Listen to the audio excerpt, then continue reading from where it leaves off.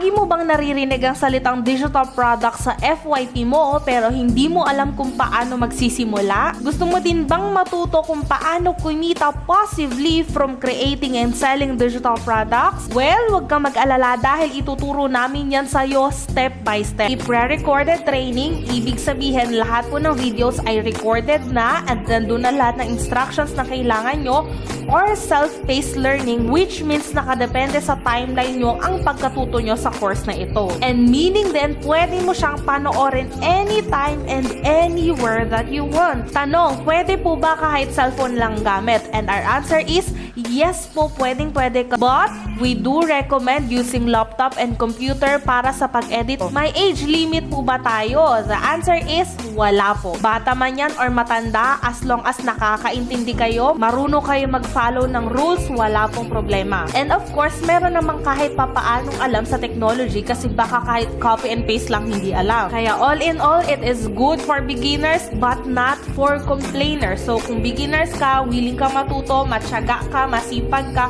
willing kang makinig, then go, pwede ka dito. But if you are a type of a person na reklamator, tamad, dramatic sa buhay, and kapag hindi agad nakukuha yung result na gusto niya in a moment, I guess this course and this program isn't for you. This is just for those people na talagang gustong matuto from scratch. And so, ano na nga bang example ng digital product since kanina pa natin ito binabanggit? Example nito ay online courses, e-books, templates, audios, presets, or anything na pwede mong gawin or i-create and then ibenta online. Considered na agad siya as digital products. And ang benefit ng pagbebenta ng digital products is isang beses mo lang siyang gagawin. Mapa e-books man yan, templates, or online course, isang beses mo lang siyang gagawin. And then, pwede mo ding i-resell ito with 100% commission. Ibig sabihin kung magkano mo siya binenta, ganun din yung kikitain mo.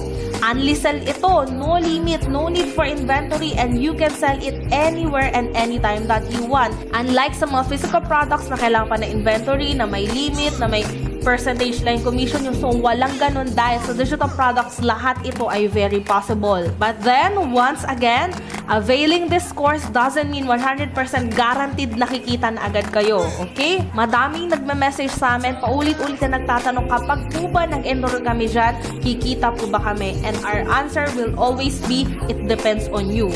Always treat this as a business and not an investment scheme. Kasi kung gusto nyo ng sigurado or yung kikita kayo kagad pag nag-invest kayo ng pera, then pumunta kayo sa mga pwede nyo pag-investan. Either mas-scam kayo or maaring tumubo kayo in a low profit. But if you treat this as your business na magsisimula ka from scratch, maliit, then papalakihin mo hanggang sa maging sobrang laking business na siya, then good. The question is, tingin mo ba ang business kapag hindi nilaanan ng effort and time lalago? The answer is no. So ganun lang din po siya. Kapag hindi mo ito pinaglaanan ng oras, time, and effort mo, malamang sa malamang wala ka talagang kikitain.